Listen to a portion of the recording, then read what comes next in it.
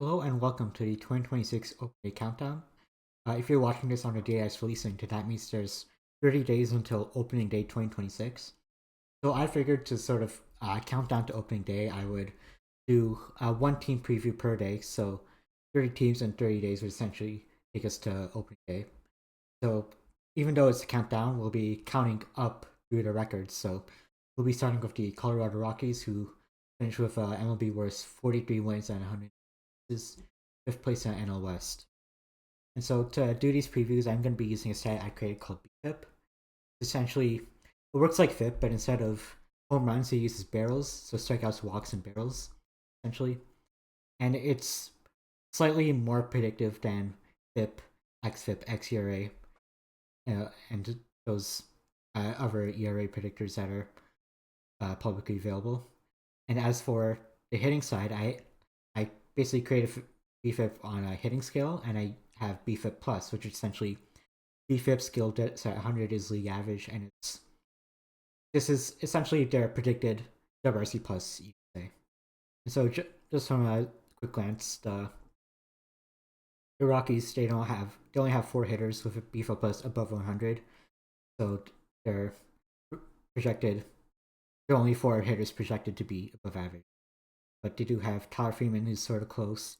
Bretton Doyle, he maybe bounced back. Julian also, like, he only had an 81 WC plus, but he got him from the Twins, maybe with FIFA plus positive regression plus being in that course field, he can probably be much better hitter. Yeah, not much on the offensive side here. Again, they do hit in course fields, so I guess the traditional stats would be better, but in terms of comparing against league average, probably not the best. So as for the platoons, uh, Moniak, Johnson, and Julian are the only hitters projected to be above average against righties. Against lefties, they do have some guys like Blaine Crim, Hunter Goodman, Jordan Beck, Bretton Doyle, Ezekiel Tovar, Willie Castro, and Braxton Fulton. But yeah, so overall, like not the best offense. Like Julian, again, like maybe he progresses. I think he can. Uh, Willie Castro, maybe he's good. Maybe he gets dealt at the deadline. You could say the same with Julian, maybe.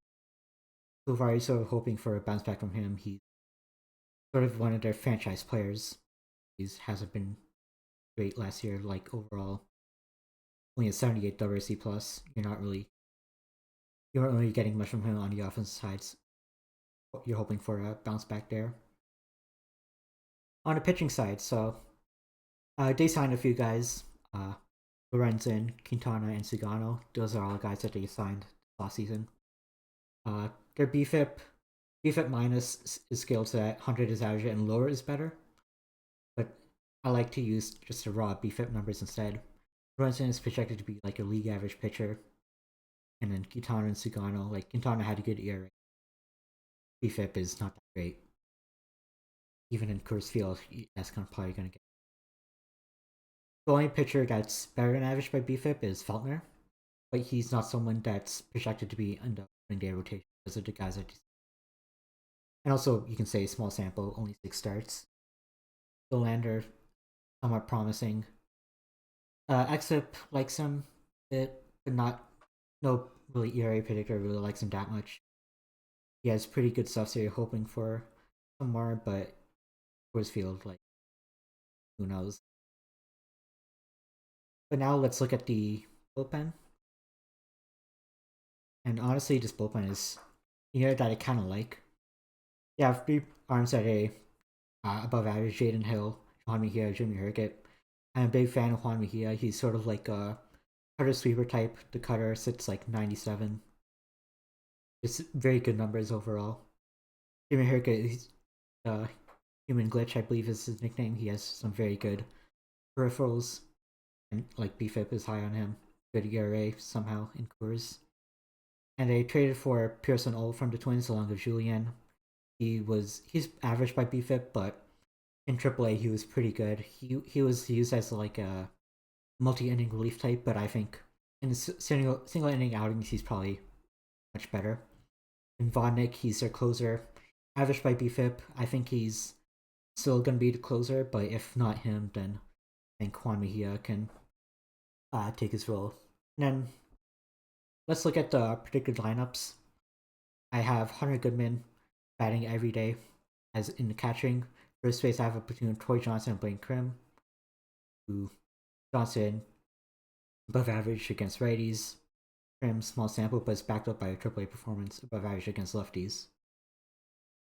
That's uh that's the first base platoon. Second base, I think it's gonna be Julian every day. Third base, Willie Castro. Shortstop, Ezekiel Tovar. They don't really have a great infield unless, like, if Tovar bounces back, Willie Castro, I think he's solid, at least against lefties. Julian, you're hoping for a bounce back as well, and he will probably bounce back because he has a good PFIP plus. In left field, I have Jake McCarthy and Jordan Beck in a platoon. Jake McCarthy, I don't really know how to feel about him because even against righties, it's only an 89 BFIP plus. But the outfield, just in general, isn't that great. Like, maybe you're hoping for something from Zach Veen, but well, a small sample, I guess, but wasn't that great. Jordan Beck, at least Beck is solid against lefties. Like, I know Fangas has Beck as the everyday guy in left field, but I think probably because they have sorry, because they have Tyler Freeman in the platoon with McCarthy. I think Tyler Freeman should be the everyday guy instead of Jordan Beck, just because the numbers overall are better. If we look at FIFA Plus, it's 95 overall against right, 99 against lefties. It's 85. So he has a reverse platoon splits because he's a righty hitter, but it's just like he's good against both lefties and righties, sort of. But he's like better than Jordan Beck, I'd say. He's just like I'd just rather have Jordan Beck and McCarthy instead of McCarthy and center field. Brandon Doyle is probably playing every day. Like he's very good defensively at least, so you're getting that from him. And on the bench have the three guys in the platoons plus Adil Amador. Just need that bench infielder that can play short, play some second and third as well. I believe Fangas has Ryan Ritter in that role, but because of the BFIP again, Amador versus Ritter just like night and day. Even the WRC Plus has Ritter better, but like the predicted numbers, Amador is better, so I went with him. And then as for the pitching staff, I have Freeland, Lawrence, and Quintana, Sugan, and Dolander. These guys are pretty much locked in. Flynn, I had him. Freeland, he's Lawrence is better than Freeland, just from a BFIP perspective. But I think Freeland probably gets the opening day start just because he's the guy that's been there. So we see it a lot with most teams. For Freeland, Lawrence, and Quintana, Sugano, and Dolander, that's not the best rotation, but it's a lot better than last year's, that's for sure. And in the bullpen, have Vodnik as a closer, Juan Mejia and Jimmy Herge as setup men. Steph Halverson, I think he throws gas. Like, I believe he sits 100 with fastball. Really like him in the bullpen. He was closer to start the year in 2025, but then Vodnik took over that role. I think Vodnik will get that role to start the year. Halverson, he'll Brandino, they trade for from the Red Sox. He's pretty solid. And then Pettit, their Rule 5 pick, is pretty good. Had a 325 BFIP and a 274 ERA. And those are some very good numbers at AAA for it was a tire system he was in, and he took him into Rule 5 draft with the first pick. I think he's going to stick around in that bullpen. Senzatella, he's under contract, so you can't really get rid of him. But I think he's just going to be in that long relief role for them, like eating up innings. He's looked a little bit better in spring training. I think the velo is up a little bit. I'm not really too confident. It was only one outing. And so to end off, I'm gonna go with my get my Raj War projection. This is my own version of War. So basically, this is all the guys projected to be at least 0.75 War.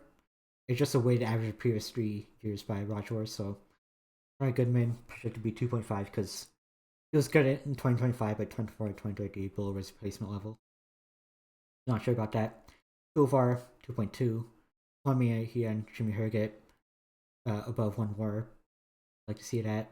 Brett and Doyle he had that 2024 great year, but hasn't really been able to show he can repeat it. So projected War is a little low. And Willie Castro, Brian Bernardino, Jake McCarthy round that out. And so to end off my projection for them based on War, 59 and 103, basically worse than MLB. And that's all. Thank you for watching.